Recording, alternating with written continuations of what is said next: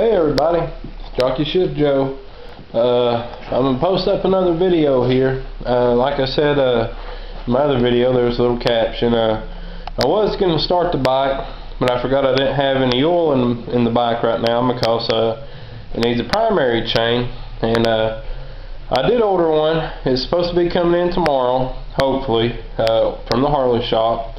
And I'll go ahead and do a couple videos on that of doing the swap with the primary chain, taking all the clutches and everything out. But anyways, it's about 40, I think it's like 47 degrees or something like that outside. Cold as hell. It's raining. It's been raining all day.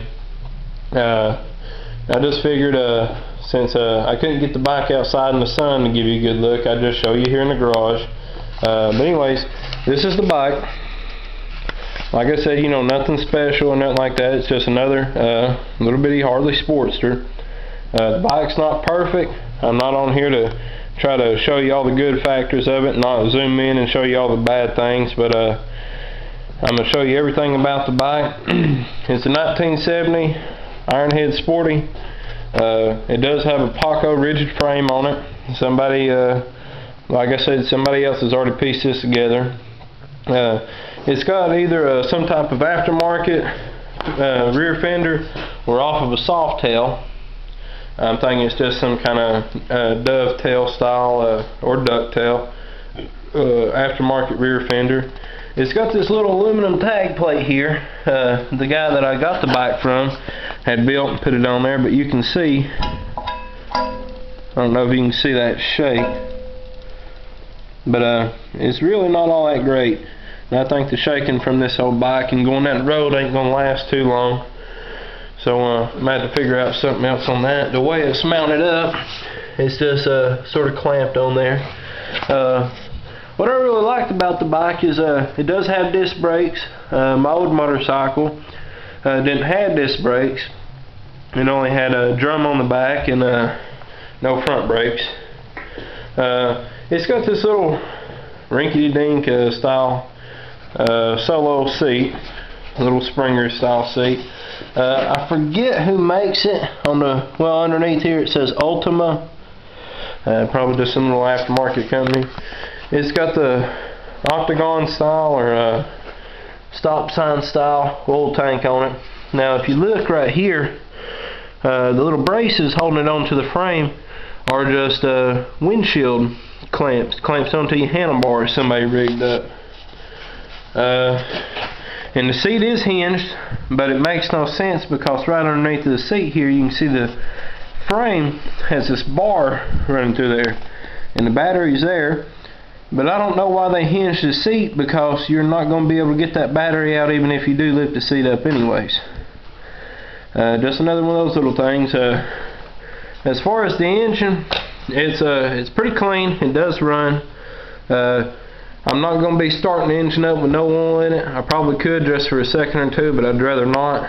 I do have a video of it on my other camera, which is a mini DV camera I can't upload to the computer, but I can play it on the TV and show you. Now the rocker boxes, the chrome's coming off of those. I'm probably going to have to sand those down, polish them out. Like I said, there is some rust on it here and there. It's not a perfect bike, but it's good enough for me.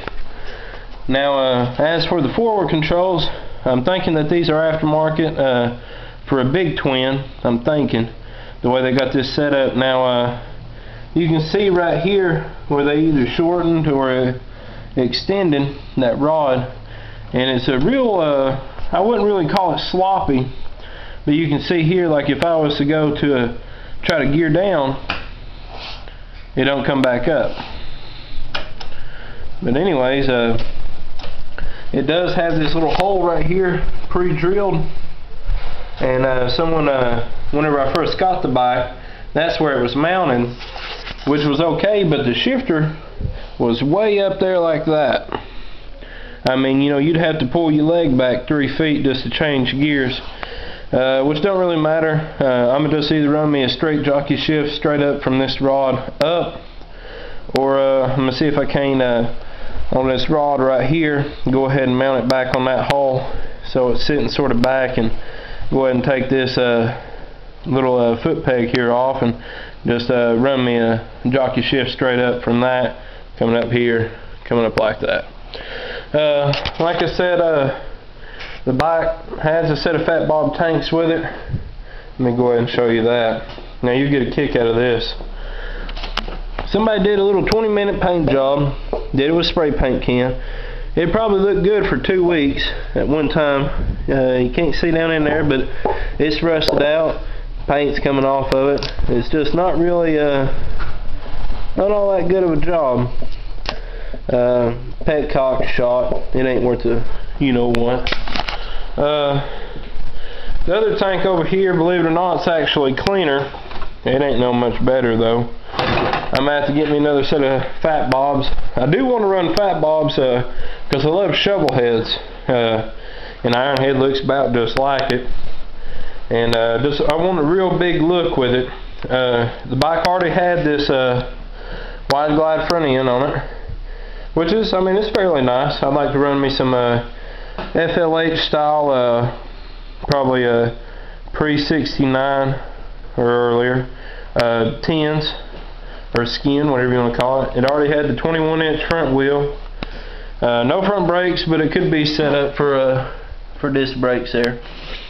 I've just got these spark plug wires here just sort of slapped in temporary. There ain't even no boot on them. Before I can order me some more.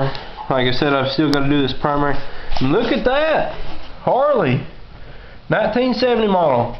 Last time I checked, had no oil in it, but it still fucking leaks. Of course. But I mean, like I said, you know, that's pretty much about it. Well, like I said, you know, I'm going to tell you all about the problems and the pluses. The handlebars here, if you look, you probably can't see, but someone left a washer out right in here. And the handlebars just sort of do that number there. And these bars, he just slapped on them, I guess. They're the bullhorn style, just aftermarket bars. They're not even knurled, if you can see that there, which is okay. Them bars are a little bit too short for me anyways. But it did have this cool little sissy bar here on the back. Kind of like that. I think I'll keep that. And it's got drag pipes. Now the fender here, I'm starting to run low on video. The fender here, I don't know if you can tell, but it has been cut for the chain, but somebody's took it and tried to, whoop, you can't even see, tried to hit it in with the hammer there to try to bend it in some more. Like I said, it looks to me like somebody just did a quick little job on it. But like I said, I'm going to pull it apart, see if I can't redo it and everything. See if I can't get me a nice looking bike out of it. You can see they left the tanks on the damn bike whenever they painted it. And I mean, to me, I mean, I wouldn't say a cheap job. Now my old bike was a cheap job. It was just a little rat bike built out of different pieces. But for the headlight, you've got this switch here, and down is dim, up is bright. That's it. Neutral's off. The bike don't have a damn key with it. Somebody just sort of jimmy rigged up this little switch here. You can see. I'm gonna see if I can't run me another switch at least, just for a kill switch, or run me an ignition. Battery's deader in the door nail right now, and I sort of dread having to pull that old tank out just to put a new battery in it. But what's got to be done has to be done. But anyways, that's pretty much about it. Like I said, you know, nothing much really going on or anything. It's raining right now. I can't work on anything. It's cold as hell down here for one. Need me a kerosene heater down here. Well, I've got, it's at 9:30 right now, the time on the camera, but I got this king and queen seat. I'm going to see if I can't run on there. I'm not sure yet. But anyways, I know YouTube only lets you run 10 minutes, so I'm going to go ahead and get off here. This is Jockey Shift Joe. I'll talk to y'all later. Be good. Bye.